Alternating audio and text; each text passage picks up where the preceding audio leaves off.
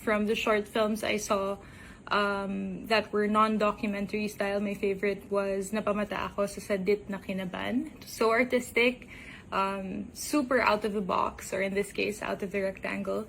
And I enjoyed it so much. And now, to announce the winning entry for this year's Nespresso Talents 2021 under the national category, he will receive a cash prize in Philippine peso equivalent to 1,500 euros, Nespresso machine and coffee, of course, and a well-deserved trophy. To announce our grand winner, may I bring back Direk Jose Reyes. The floor is yours, Direk. Good afternoon. This batch, the 10 shortlisted films, gave the jury such a major problem in deciding as who will be the top 3.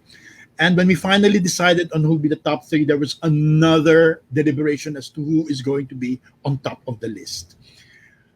For its innovation, its technical innovation, but more so, its ability to use the vertical frame in a manner which has never been explored before and not seen in the other entries. For its theme, which is both Filipino and at the same time carrying the importance of universality, of doing is everything, of the ability of the individual to move on, most especially at the time when self-initiative, self-worth, but more so confidence and faith in the world are things that really matter. For its ability, for the film's ability to convey a message which is not only for the here and now, but carries a certain degree of timelessness in bringing about the value of humanity and mankind.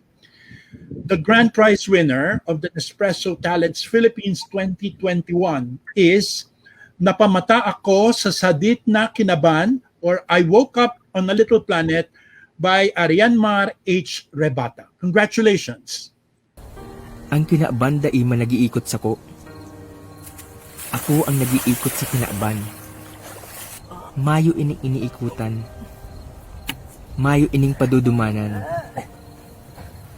Ako ang magpapasya kat sa iyang puro asin poon. Nagaasa sa na ini sa sakuyang pag-ikot sa iya.